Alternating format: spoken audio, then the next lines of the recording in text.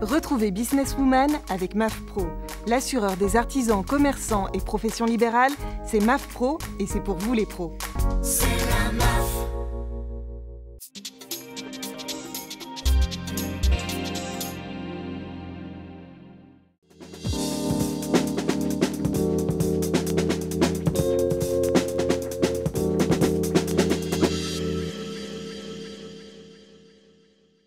Bonjour et bienvenue sur Demain TV et We Do Biz pour ce nouveau numéro de Businesswoman, la seule émission dédiée à l'entrepreneuriat au féminin. Dans cette émission, coup de projecteur sur les femmes qui investissent la tech. Comment faire sa place dans un monde d'hommes? Comment bousculer le marché? Est-ce qu'un écosystème féminin est en train de naître dans ce secteur? Autant de questions que nous allons poser à nos invités. Valérie Mas pour Wino. Bonjour Caroline. Mais également Delphine Rémy-Boutan, fondatrice de The Bureau. Bonjour. Et Lara Ruiz, qui est cofondatrice de Sélectionniste. Bonjour. Alors bonjour à toutes les trois. On va bien sûr s'adresser à toutes les femmes qui nous regardent, mais pas qu'elles, à tous ceux qui veulent entreprendre. On va déjà apprendre à vous connaître, votre parcours à toutes les trois. Alors Valérie, on va commencer par vous. Quel est votre parcours? Alors mon parcours il est très simple. Je suis de formation HEC, j'ai passé 15 ans chez Total et il y a 2 ans j'ai décidé de tout quitter pour monter ma structure. Alors votre structure, ça consiste en quoi? C'est une petite solution connectée qu'on va mettre dans la voiture et qui va aider les conducteurs à réduire leur impact sur le climat tout en faisant des économies. Oui, en plus il y a des récompenses, on reviendra dessus, donc c'est un système très très intelligent. Delphine, alors vous, votre parcours? Alors j'ai vécu 14 ans en Angleterre, j'étais chez IBM pendant toutes ces années et j'ai quitté IBM et Londres il y a 5 ans pour revenir en France, entreprendre en France. Donc j'ai créé une agence de communication digitale qui était d'abord basée à Londres et puis ensuite à Paris. Et j'ai cofondé la Journée de la femme digitale, qui est un événement qui existe depuis 5 ans. Et puis depuis 2 ans, j'ai fondé le club JFD Connect, qui lance à la rentrée un lieu unique de networking à Paris, à Trocadéro. Il était temps. Il était temps que ça se lance. Alors vous, Lara, votre parcours? Oui, alors moi j'étais avocate peu de temps, dans une ancienne vie, et puis je suis devenue entrepreneur dans les startups depuis bientôt 10 ans. Voilà, donc c'est ma 2e start-up aujourd'hui, Sélectionniste. Ça, vous faites toute jeune et déjà 2e start-up. Ouais. Alors, en quoi ça consiste, The Sélectionniste? Alors, Sélectionniste, c'est une appli de reconnaissance d'images et également aujourd'hui un chatbot qu'on retrouve sur Facebook Messenger qui permet de retrouver tout ce qu'on peut voir dans un magazine. Quand on fait un magazine, on rend les magazines 100% shoppables. Il suffit de prendre la page en photo et on retrouve tous les produits qui sont présents dessus. Ça, c'est notre produit en B2C qu'on présente à l'ensemble du lectorat. Et puis, en côté business model, on a une application, une technologie qu'on propose aux marques qui veulent l'intégrer dans des applications mobiles ou des chatbots à nouveau. Donc, ça veut dire que maintenant, on ne découpe plus nos revues de presse. Exactement. Pour se faire des petits tas comme ça. En fait, vraiment, le pitch de démarrage, c'était on lit des magazines comme nos grands-mères le lisaient encore aujourd'hui. C'est-à-dire, je déchire des pages. Aujourd'hui, c'est un petit peu muté. On prend des photos avec son smartphone. Et l'idée, c'était de se dire il faut que ces photos soient enrichies, que je puisse retrouver les produits, les mettre de côté, voire les acheter, que ça soit immédiat, facile, fluide, parce qu'aujourd'hui, le consommateur d'aujourd'hui, il veut de l'information tout de suite, maintenant. C'est vrai, c'est vrai. Ça vient de là, on ne déchire plus. Alors justement, l'information maintenant, le digital, quand on en parle, ça fait toujours un peu peur, hein, parce qu'on se dit ça va très vite, il faut avoir une formation très poussée dans la technologie. Est-ce vrai ou pas, suivant vos parcours à toutes les trois? Alors pour ma part, je n'ai pas du tout de formation technologique, mais par contre, je me suis associée à des personnes qui ont cette formation-là. Et c'est vrai que je pense que ça n'aurait pas été possible sans ces associés. Et alors vous, Delphine, vous êtes autodidacte. Alors ça, c'est passionnant, parce que souvent, dans le digital, on se dit il faut une grande formation, il faut s'y connaître, il faut sortir de grandes écoles. Et pourtant, vous êtes fait toute seule. Oui, alors je ne me suis pas fait toute seule, mais j'ai effectivement évolué dans un monde technologique pendant des années chez IBM. Moi, la technologie, ça m'a toujours fascinée parce que je pense que d'une idée peut devenir une réalité grâce à ces nouvelles technologies. Donc oui, j'ai effectivement quitté la France pour d'abord apprendre l'anglais, parce que à l'époque, je ne parlais pas un mot d'anglais. Et c'était ça, en fait, ma décision d'aller à Londres. Et j'y suis restée 14 ans et ce n'était pas du tout prévu. Donc c'est ça qui est intéressant, en tout cas, dans ce sens de l'entrepreneuriat. Moi, je crois beaucoup à entreprendre entreprendre, mais dans le sens large, entreprendre sa vie et décider d'aller faire des choix à des moments qui peuvent être effectivement pas basés sur forcément faire des études, etc. C'est ça. Moi, j'ai eu ce complexe d'autodidacte, donc chez IBM, j'ai fait un MBA, j'ai passé le Global Sales Schools d'IBM, etc. Et grâce à IBM, finalement, j'ai été, pendant ces années, intrapreneur, où j'ai beaucoup appris, en fait, au fil de l'eau. Et je trouve que c'est ça qui est formidable avec Internet, aujourd'hui, les nouvelles technologies, c'est qu'on apprend en marchant, on apprend en allant de l'avant et ça va vite. Et ça va vite et c'est possible pour tout le monde. Et ça, vous en êtes la preuve vivante toutes les trois. Parce que alors vous, Lara, vous étiez avocat au départ. Donc là, rien, le droit, le digital, il n'y a aucun lien. J'étais avocate en nouvelles technologies. Donc il y avait deux, trois petites choses que je connaissais un peu. Mais non, entreprendre, j'avais pas du tout une formation qui me poussait à de l'entrepreneuriat.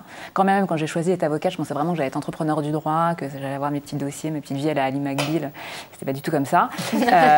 Et donc du coup, j'ai fait le choix de devenir vraiment entrepreneur dans la tech parce qu'en fait, je suis née avec la tech. J'ai un ordinateur depuis que je suis enfant. Je joue à des jeux qui existaient il y a 15-20 ans maintenant. Maintenant, j'ai pas du tout une formation tech. J'ai une formation très littéraire, très juridique, et donc j'ai dû m'entourer de bonnes personnes qui portent pour moi ce savoir-faire tech et moi plutôt la vision autour. Donc ça déjà, on a enlevé ce principe qu'il faut avoir fait des études dans la tech pour y arriver. Pas forcément la preuve avec vous trois. Vous parlez d'association, et ça c'est très intéressant parce que toutes les trois vous êtes associées différemment, pas forcément, vous n'avez pas les mêmes parcours. C'est-à-dire, souvent on est seul dans son coin. Quand on veut se lancer dans l'entrepreneuriat, on se dit j'ai une idée, mais avoir une idée, l'entreprendre, il y a un cap à passer. Et quand on est tout seul chez soi, on se dit comment je vais faire. Donc vous, Lara, vous êtes associée avec une amie d'enfance, enfin une amie d'école, d'études. Ouais. J'ai rencontré Tatiana quand on était ensemble en école de commerce. Après nos études de droit, on a fait toutes les deux un master en école de commerce. Et on s'est rencontrés dans le cadre de ce master-là. Et on avait toutes les deux envie d'entreprendre, chacune à notre façon, sans savoir vraiment sur quel type de projet. Mais on avait cette envie au fond de nous, parce qu'on vient d'un background un peu familial qui tourne autour de ça. Et donc, on s'est retrouvés sur ce projet d'Illissime en 2009, qui était notre première start-up. Et on a décidé de le faire ensemble. Et depuis, on ne s'est pas quittés. Alors Valérie, vous étiez toute seule dans votre coin avec vos idées, etc. Et c'est une rencontre. Parce que souvent, on se dit, quand on a un associé, c'est souvent un ami d'enfance, etc. Mais est-ce que je vais m'entendre encore en étant entrepreneur? C'est pas évident. Et vous ne connaissiez pas celui qui allait devenir votre futur associé? Non, pas du tout. En fait, alors, c'est même plus qu'une rencontre. C'est une vraie volonté depuis très longtemps de monter ma boîte. Donc, je pense que j'en parlais autour de moi. Et d'ailleurs, ça peut être un conseil. C'est si vous avez envie de faire quelque chose, parlez-en. Parce que justement, ça rend les choses encore plus concrètes. Enfin, forcément, l'écosystème se met autour. Et une personne, un jour, est venue me voir en disant, écoute, il y a quelqu'un qui a une idée, il ne peut pas la monter, il cherche des personnes pour monter cette idée. Et puis, je connais en plus le parfait associé qui pourrait être l'option complémentaire de ton caractère. C'est mon mari. Donc, la personne, je connaissais très bien la personne, mais je ne connaissais pas le mari. Et donc, rencontre de personnes qui ne se connaissent pas. On va monter une boîte ensemble. Alors, c'est quoi tes valeurs? Et c'était hyper intéressant. La personne qui nous a mis en relation a effectivement un don de comprendre les personnalités, les complémentarités. Il s'avère qu'effectivement, on est les deux phases de 360 degrés. Et ce qui est génial, c'est que quand une chose est regardée par nous deux, une idée, un business plan, etc., c'est extrêmement fort parce que toutes les options ont été regardées. Ouais, absolument. Et vous, Delphine, vous étiez seule au départ quand vous êtes lancée? Oui, alors j'ai monté mon agence de bureau d'abord à Londres et seule, absolument. Je pense que quand on est dirigeant, je pense qu'il y a des grands moments de solitude, quoi qu'il arrive, qu'on soit associé ou pas.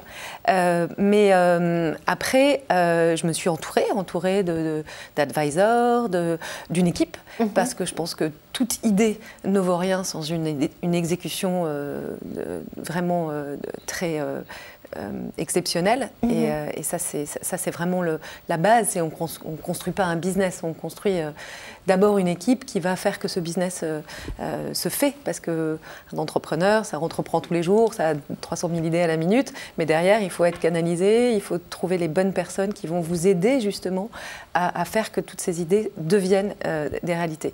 Donc, The Bureau, l'agence, j'ai effectivement monté seule. La journée de la femme digitale, c'est l'histoire d'une rencontre. avec une autre entrepreneure, femme, Catherine Barba, avec qui j'ai cofondé cet événement. Catherine est partie depuis aux US et j'ai repris depuis 2 ans cet événement seule. Encore une fois avec une équipe et avec un écosystème. D'ailleurs, il y a un livre super d'une entrepreneur qui va sortir, Écosystème, par Rachel, et je ne me souviens plus son nom de famille, désolée. Mais c'est un livre formidable à lire si on a envie d'investir l'entrepreneuriat en France, parce que je pense qu'aujourd'hui, on est vraiment dans cet univers d'écosystème. Et ensuite, je pense que même si on est seul à monter son entreprise ou sa start-up, je pense que c'est important de se faire aider par un coach.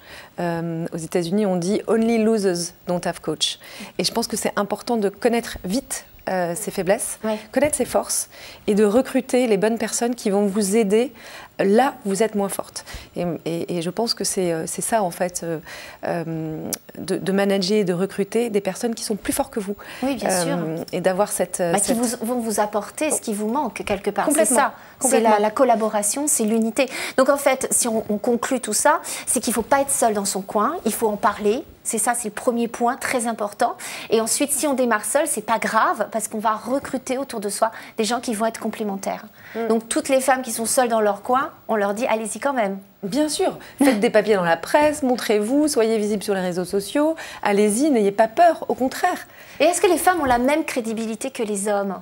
Mais elles ont plus que de crédibilité. Dans le digital, hein, surtout dans le digital. Est-ce que du coup, on leur fait quand même confiance? Est-ce que vous n'avez pas ressenti justement qu'en tant que femme, c'était un peu plus difficile?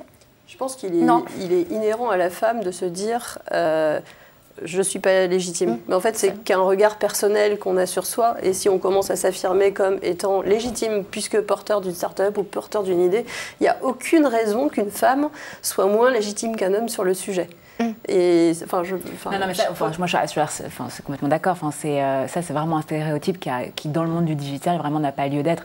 Surtout que quand bien même dans le digital il y a de la tech, il y a peut-être des choses un peu obscures, des lignes de code et autres, mais malgré tout c'est toute une industrie et c'est une industrie qui aujourd'hui est suffisamment nouvelle pour qu'elle éclate aujourd'hui ces stéréotypes. Une femme est totalement légitime, un dossier d'une femme est aussi légitime que celui d'un homme. Ce qu'on va peut-être reprocher à une femme, et on le reprocherait également à un homme, c'est de ne pas être entouré de personnes qui portent la tech si elle-même ne l'est pas.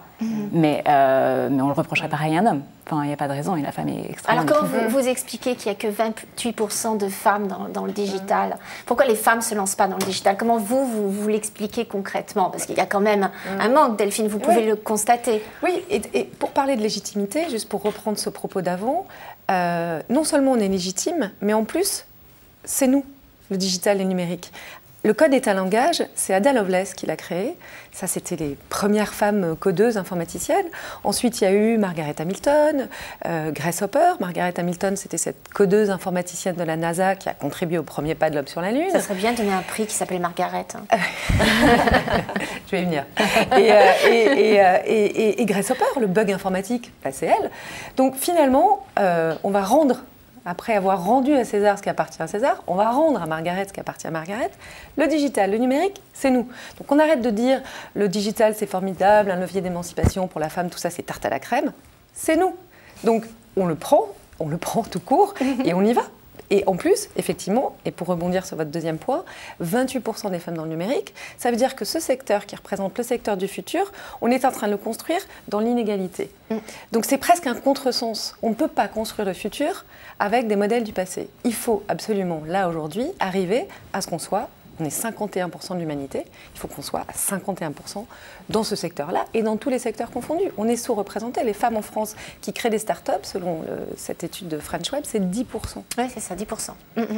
Et dans le sport, c'est 2%. On est à l'aube de Paris 2024. Je pense qu'on va... On va la voir.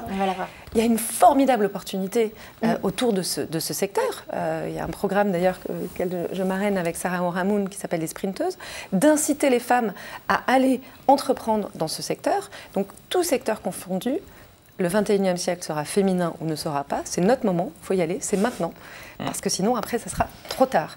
Et pour dire trop tard, et je finis là-dessus, il y a une étude qui a été montrée à Davos, il faudrait 186 ans, donc il faudrait attendre 2196 pour atteindre l'égalité économique homme-femme. femme-homme. Bon, on va accélérer un peu les choses. On va essayer d'aller un peu plus vite. Surtout que le digital, c'est l'avenir, c'est-à-dire l'emploi de demain. Il est dans ce domaine. Donc c'est pour ça aussi qu'il faut peut-être encourager les femmes à y aller. C'est ça le truc. Après, pour revenir sur ta question de tout à l'heure, je pense que la vraie question, c'est l'entrepreneuriat au féminin. Oui, la tech ou le digital est un des points où finalement c'est peut-être encore plus compliqué, mais déjà il y a assez peu de femmes à la tête de start-up.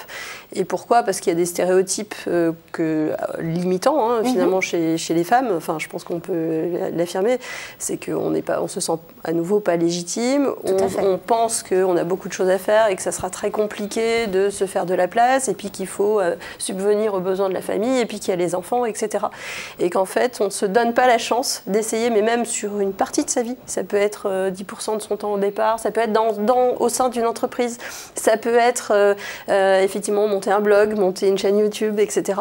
Pourquoi pas? Et en fait, progressivement, on prend ce goût-là et ce virus-là, je pense. Mais alors, le virus, vous l'avez eu tout de suite, parce que vous êtes proche des entrepreneurs, que ce soit vos parents, vos familles ou votre mari.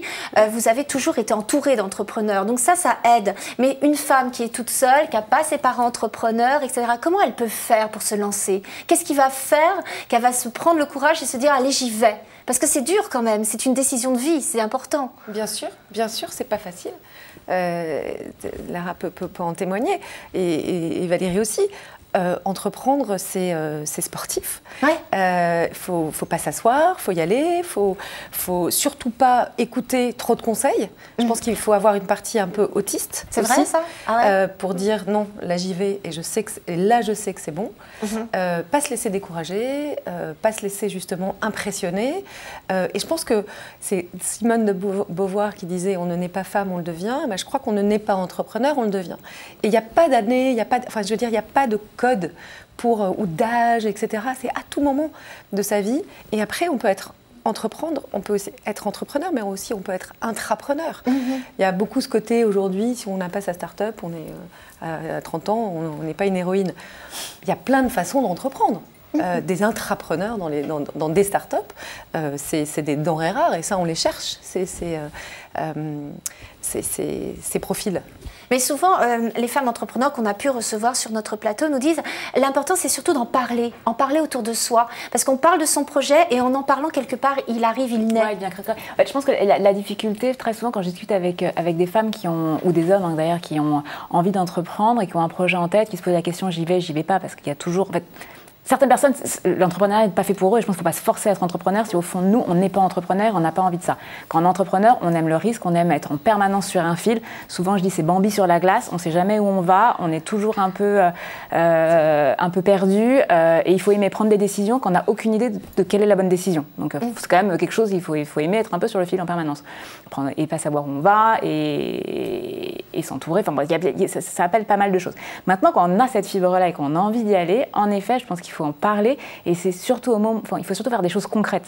C'est-à-dire je pense qu'en effet, je suis assez d'accord, quand on a envie et qu'on n'a pas envie forcément de franchir un gros cap immédiatement, on peut le faire par petits bouts, monter un blog, une chaîne YouTube, on peut monter un chatbot, on peut faire beaucoup de choses aujourd'hui qui permettent de se familiariser avec les outils pour se rendre compte qu'en réalité, c'est assez simple et que rapidement, on peut faire des choses qui commencent à marcher, voir ce qu'il y a de l'attraction, se faire une petite expertise, parce qu'en effet, c'est un métier d'autodidacte, on va de toute façon tout apprendre sur le tas, donc autant commencer rapidement dans son coin, même si le but n'est pas tout de suite de devenir Steve Jobs, c'est pas grave, au moins on apprend et on se forme, c'est de toute façon un talent et un savoir-faire qui a énormément de valeur sur le marché du travail. Donc de toute façon, on ne perd pas de temps à essayer de se former à des outils. Ensuite, une fois qu'on a l'idée, qu'on a envie d'y aller, il faut passer dans le concret, c'est-à-dire qu'il faut aller rencontrer des gens, il faut commencer à faire des devis, il faut commencer à se poser concrètement et dire ok, si demain cette société doit voir le jour, par où je commence et qu'est-ce que je fais? Alors justement, c'est là le concret. Ouais. C'est ok, moi j'ai mon idée, c'est bon, je vois à peu près comment je vais monter mon truc, je sais que ça peut réussir, j'en ai parlé autour de moi, on m'encourage. Concrètement, comment je me lance? fait, de mon point de vue, c'est exactement ce que tu dis. C'est-à-dire qu'au fur et à mesure, en fait, on se laisse tirer. C'est-à-dire qu'au bout d'un moment, on fait un devis. Et puis là, il va falloir que le projet soit derrière. Donc, on court derrière pour que l'objet soit réaliste ou réalisable.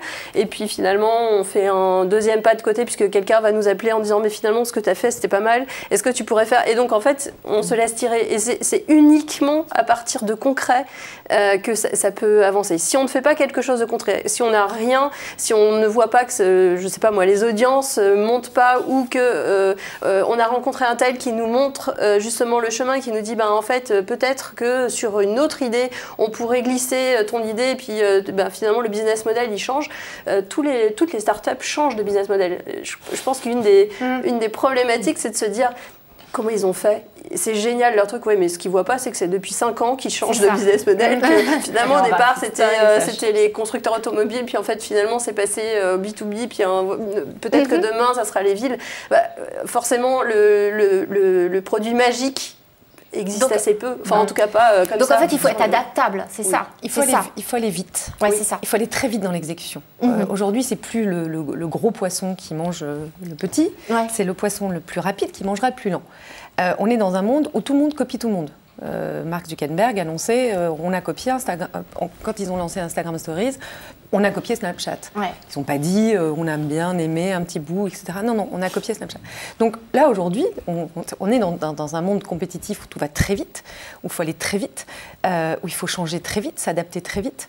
Je pense que c'est la vitesse aussi qui peut être des fois...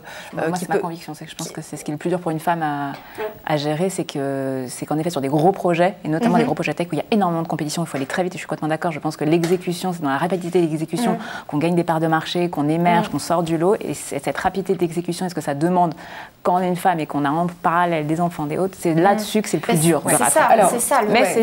Ça, c'est la vraie question aussi des femmes, parce que là, elles nous regardent et elles se posent forcément cette question. Mais ce n'est pas la question des femmes. Il faut arrêter de dire que c'est la question des femmes. Tant qu'on parlera de ça, de cette charge mentale qui nous est dédiée, on n'arrivera pas à changer. C'est-à-dire que nous, on est nos propres ennemis en disant ça. Quand une femme, elle quitte son bureau à 5 heures pour aller s'occuper de son enfant, on dit « Ah bah, t'as pris ta journée ». Un homme qui quitte le bureau pour aller chercher ses enfants à l'école, c'est un papa formidable. Donc, il y a un moment où c'est... et juste pour reprendre la partie autodidacte, Steve Jobs, on l'oublie, mais c'est quand même le plus grand autodidacte de ce siècle. Et le cofondateur d'Apple a dit moi, les plus belles choses que j'ai faites chez Apple, c'est en n'ayant pas d'argent et en n'ayant pas les compétences. Et moi, le message peut-être que je donnerais aux femmes, c'est n'attendez pas d'avoir les compétences.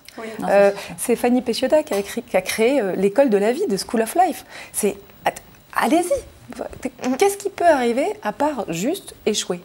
Et l'échec, je pense que c'est quelque chose qui est, en France, très culpabilisant. En Angleterre, aux États-Unis, quand on veut aller créer son entreprise et qu'on a besoin d'argent pour la monter, la question est posée, est-ce que vous avez déjà échoué ?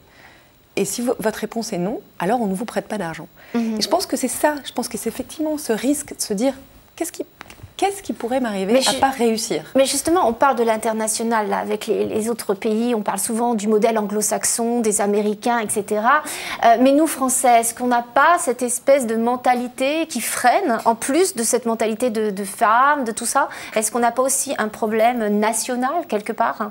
Est-ce que les Français ne sont pas un peu plus peureux, un peu moins l'échec est mal vu, alors que peut-être aux États-Unis, comme vous dites, c'est-à-dire l'échec, au contraire, ça prouve qu'on a tenté, on a eu une expérience. En France, est-ce que l'échec n'est pas mal vu et qui fait que les femmes, du coup, se bloquent aussi par rapport à ça ?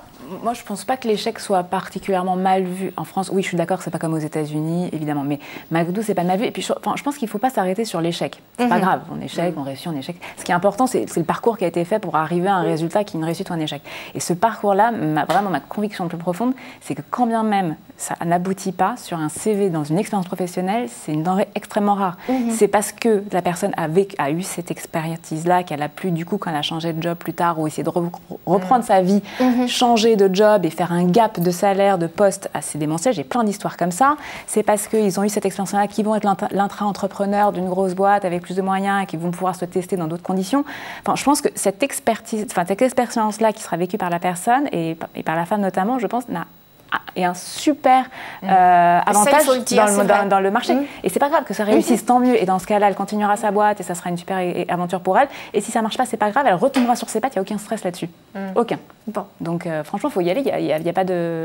On n'a pas dit ça. Et après, sur la France, je pense que là où on n'est pas bon, c'est que je pense que par contre, les projets qu'on porte en France sont souvent trop franco-français. On oublie qu'en fait, on est un petit pays dans un monde plus global et qu'il faut le penser tout de suite global. Ça a toujours été le problème. Et ça, c'est vraiment dur. Et je pense qu'il faut que les entrepreneurs se disent tout de suite, je suis global.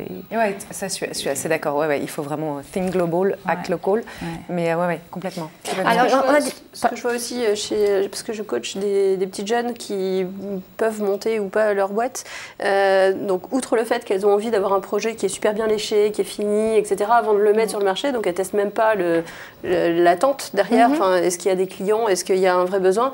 En fait, leur vrai problème, c'est une confiance en elles. En fait, c'est peut-être pour ça qu'il y a un problème scolaire, peut-être en France quand même, c'est que les filles sont souvent meilleures à l'école parce qu'on donne des notes et donc il y a un travail pour aboutir à une bonne note, alors que finalement, dans l'expérience de la vie, il n'y a pas de bonne note ou de mauvaise note, c'est juste s'affirmer soi et être confiant que quand on est soi, on est meilleur, puisque personne ne pourra être soi. Enfin, on est vraiment unique. Et ça, apprendre à être soi et pas jouer un rôle, pas jouer quelque chose qu'on pense, qu'on attend de nous, c'est peut-être quelque chose de très compliqué pour beaucoup.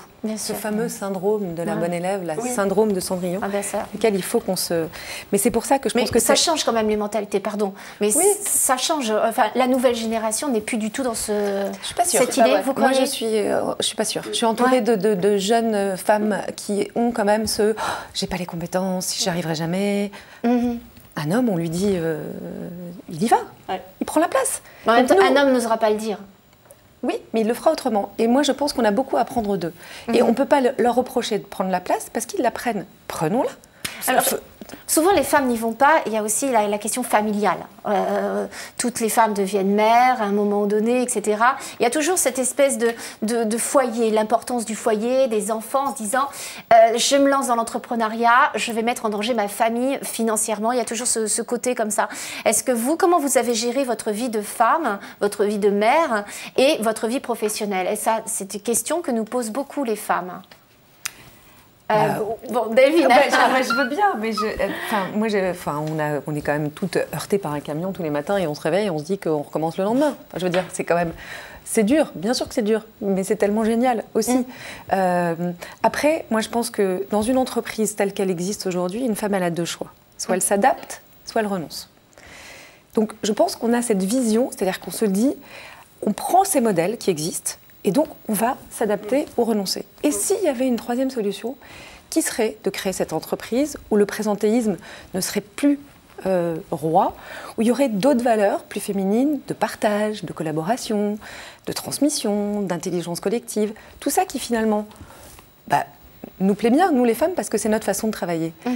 Et de les mettre finalement à disposition et de créer cette entreprise de demain. Arrêtons de nous dire, je vais rentrer dans la case qu'on m'a donnée. Ben non. En fait, je m'en crée une autre. Si celle-ci ne me convient pas, il y en a peut-être une autre dans laquelle il faut aller. Et vous, votre vie de famille, votre vie de maman et l'entrepreneuriat, comment vous l'avez géré? Parce que vous me disiez que justement, au contraire, quand on est entrepreneur, on se dit « Ah là là, je vais jamais pouvoir avoir d'enfants » et au contraire, on gère son temps, on est entrepreneur. Absolument, on gère son temps. Alors moi, j'ai eu la chance d'avoir mon mari qui a pris les devants et qui a monté sa boîte avant, donc il comprenait. Il y a aussi une histoire de partage et de soutien collectif, hein. Faut pas forcément complètement être tout seul dans l'aventure. Les enfants comprenaient, puisque les enfants suivent nos aventures un peu comme sur une télé-réalité, hein. Donc tous les soirs, ils nous demandent où est-ce que ça en est. Après, ce qui est génial quand on est entrepreneur, c'est qu'on décide. Quand est-ce qu'on va à tel rendez-vous? Moi, je décide de manger avec éventuellement les enfants entre midi et deux. Peut-être que je vais bosser plus tard, peut-être que je vais bosser le week-end. Mais je décide les moments et les bons moments que je vais passer. J'essaye de passer des moments qualitatifs avec chacun d'entre eux.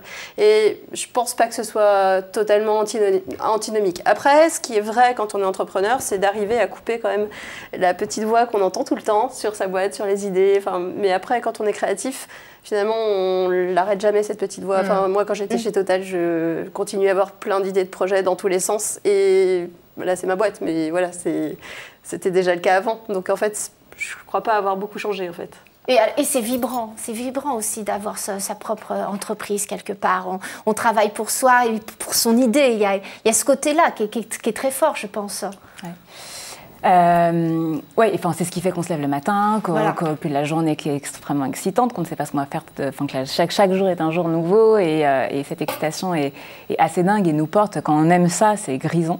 Après, sur les enfants, moi j'ai eu une expérience, j'ai monté une première start-up où je n'avais pas d'enfants, j'étais pas mère de famille, puis une autre start-up, la deuxième, où j'ai fait 2 grossesses en 3 ans. Donc, c'est différent, enfin, je trouve qu'il ne faut pas se mentir. Quand je n'ai pas d'enfants, pas de vie de famille, je peux bosser tard. On en a parlé, monter des startups, mais monter une entreprise dans le digital, il y a différentes façons de le faire. Soit on veut être une licorne et on est en permanence dans une compétition qui est terrible entre l'ensemble des acteurs mondiaux. Il faut aller vite, il faut beaucoup donner, c'est énormément d'énergie et beaucoup de temps parce qu'au début, la startup, elle n'a que ça du temps. Et ce temps-là qu'on va mettre pour sa startup, on ne pourra pas forcément la mettre pour ses enfants en bas âge parallèlement. Donc ça, c'est pas simple. Si on a envie de monter une licorne et qu'on veut faire des enfants en bas âge en parallèle, c'est mon cas, je vais pas dire que c'est facile. Honnêtement, chaque jour est un combat, mais ça se fait. Voilà. Après, on peut aussi monter une entreprise dans le digital et juste être entrepreneur et porter un projet qui n'a pas vocation à être Facebook, et tant mieux, et c'est pas grave, et il sera rentable tout de suite, et on n'ira pas chercher des fonds partout, et ça sera une expérience différente qui sera tout aussi enrichissante et excitante. Et ça, je pense, c'est peut-être plus compatible parce qu'il y a moins cette course, non pas qu'il y a moins de travail, c'est qu'il y a moins cette compétition et cette course permanente contre les autres.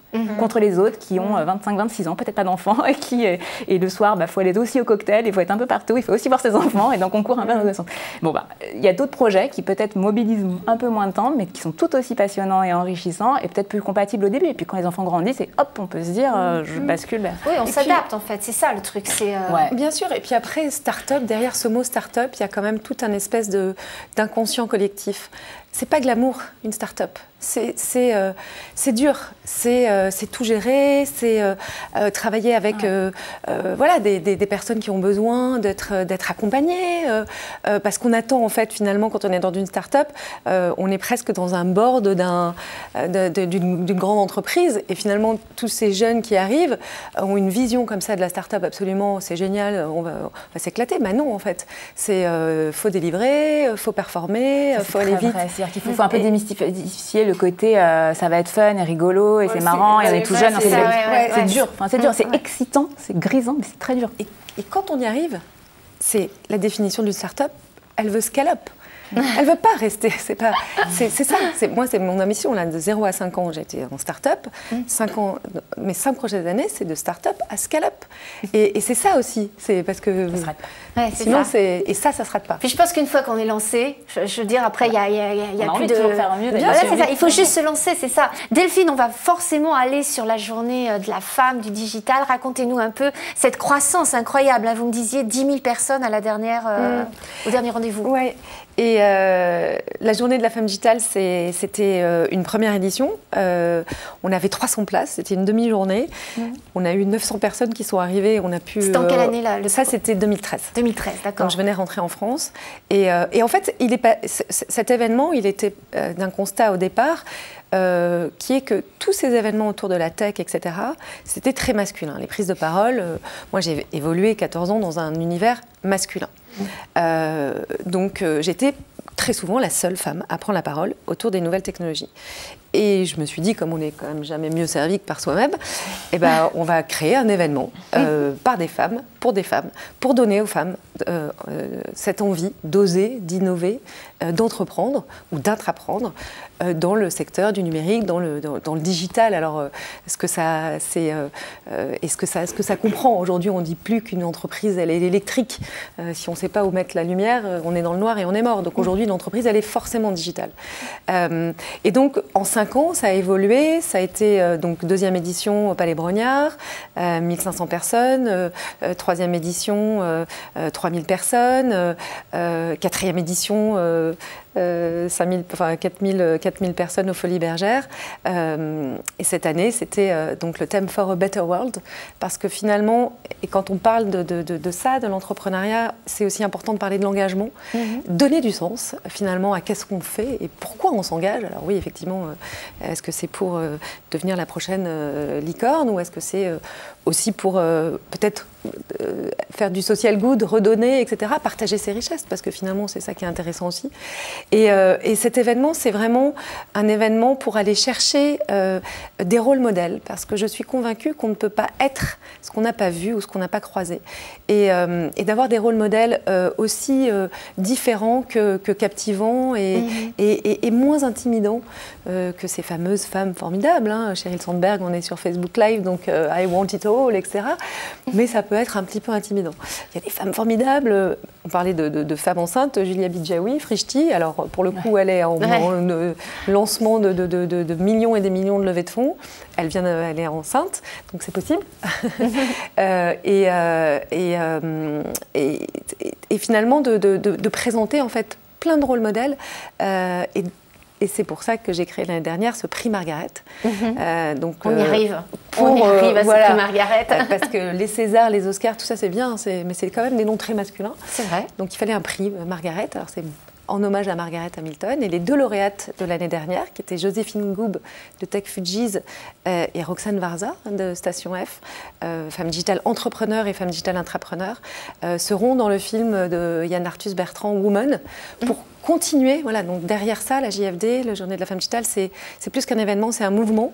C'est un momentum pour dire qu'il faut aller de l'avant, continuer à créer ces nouveaux rôles modèles pour que des femmes investissent ce secteur de la tech qui, je le rappelle, c'est 28% pour les femmes. Vous connaissiez, Valérie, cette journée de la femme du digital? Oui, alors j'en avais entendu parler effectivement. Je n'ai pas participé cette année, ni d'ailleurs les années précédentes, mais il me semble avoir postulé pour un prix qui était remis à ce moment-là en fait. Donc vous connaissiez, pour en faire partie, toutes les femmes, c'est-à-dire il faut avoir entrepris, être dans le digital et on peut participer? Alors la Journée de la femme digitale, c'est un événement gratuit, ouvert à toutes, pour justement dire aux femmes, aujourd'hui à l'heure de l'intelligence artificielle, où des nouveaux emplois vont se créer et des anciens vont être perdus, mais ça c'est le prix du progrès. Henry Ford, quand on lui a posé la question, mais pourquoi est-ce que, les premières voitures quand même, il a répondu, si j'avais écouté les gens, j'aurais fait des chevaux qui iraient plus vite. Donc donner envie à ces femmes de se dire, réinventez-vous, c'est le moment, parce que l'intelligence artificielle, c'est une réalité qui va faire que des jobs vont être amenés à disparaître, il faut se réinventer. Donc c'est un événement gratuit, ouvert à toutes, donc c'était 10 000 participants cette année. C'est énorme. Donc c'est énorme, ça veut dire qu'il y a un vrai besoin. Et qu'il y a une demande, de parler de ça. Et à côté de ça, et à côté de ce prix Margaret, qu'on va vraiment mettre de plus en plus en lumière pour justement inciter, présenter des nouveaux rôles modèles, on a aussi lancé le club, le JFD Connect. Et donc la grande nouveauté, c'est que ce club devient un lieu physique. Donc après le coworking, on va créer un lieu de 300 mètres carrés à Trocadéro de networking. On pose les stylos, on pose les ordis, parce que nous les femmes, on fait très très bien, les fourmis, mais il faut aller parler, échanger, et c'est Steve Jobs qui disait « Innovation start when people meet people ». Donc ça va être un lieu, ça va être la JFD toute l'année, où là il faut être membre de ce club, Women Only Club, in Paris, le premier. Après, l'inspiration, c'est une inspiration double, c'est The Trouble Club à Londres, un super club où c'est Are You Looking for Trouble, et The Wing, où c'est des femmes comme ça, et parce que je pense que c'est important, le féminisme aujourd'hui, il y a beaucoup de We should all be féministes, et il y a des hommes qui disent qu'ils sont féministes. On dit, homme formidable. Une femme, quand elle dit qu'elle est féministe, elle est chienne de garde. Donc, ils ne vont pas en plus nous prendre ça. Donc, non. Donc, nous, on se le garde, ce côté-là. Merci beaucoup, messieurs. Vraiment, on va y arriver seuls. Et ce club, ça va être ça. Donc en fait, là, on arrive bientôt à la fin de l'émission et je n'ai même pas parlé de vos actualités, etc. Donc on va faire rapide. Juste, s'il y a des conseils, chacune, vous allez donner un conseil à une femme entrepreneur dans le digital. Un conseil. Allez, un petit mot. Moi, mon conseil, c'est d'avoir un projet et si vous ne l'avez pas, de commencer à parler, d'échanger. Et si vous avez une idée initiale, parlez-en, parce qu'elle va prendre corps en fait au fur et à mesure. Et vous allez voir que finalement, c'est un peu la philosophie de c'était écrit. Si vous l'écrivez, si vous en parlez, ça va se réaliser. Tout à fait. Lara ? Moi, souvent, je dis, c'est un peu notre mantra interne, il vaut mieux avancer dans le désordre que de stagner dans l'ordre. Donc, surtout, tentez, allez-y, ça ressemblera à rien, ça va être des bouts de ficelle, mais c'est pas grave. En fait, c'est en marchant qu'on apprend. Donc, Tout à fait. Alors, moi je dirais, c'est cette phrase du fondateur de LinkedIn, si vous avez lancé votre produit, votre appli, votre entreprise, quand elle est parfaite, c'est que vous l'avez lancée trop tard. Donc mon conseil, ça serait n'écoutez surtout pas les conseils. C'est ça. Allez-y, croyez en vous, la solution est en nous et il faut foncer quoi. Donc foncez, ça sera vraiment le maître mot.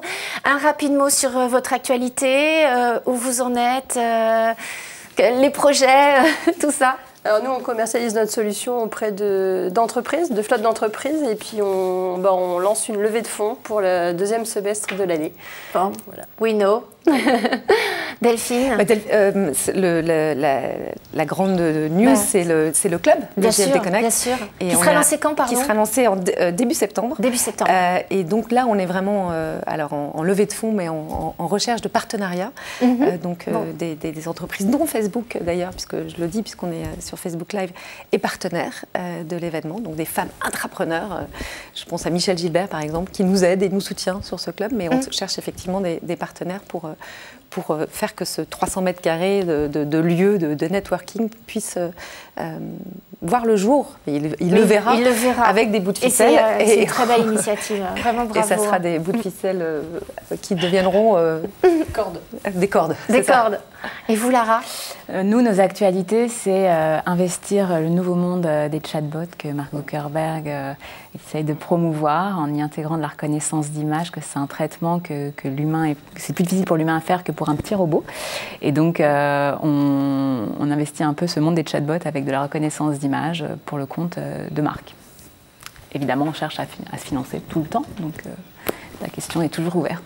C'est l'avenir, les chatbots et l'intelligence artificielle, c'est génial. Il y a plein de choses, à faire. Et merci pour vos témoignages, toutes les trois. C'est très encourageant, très positif. Et je pense qu'il y a beaucoup de femmes qui vont se reconnaître en vous et vous serez des modèles, c'est sûr, pour toutes ces femmes qui veulent s'engager et se lancer. Nous vous remercions de nous avoir suivis. Vous pouvez bien sûr revoir cette émission sur demain.fr, wedobiz.com et sur ellesentreprennent.fr. Nous, on se retrouve mardi 11 juillet à 12h30 pour une nouvelle émission de Business Woman en direct sur Facebook. Au revoir à tous et à très bientôt.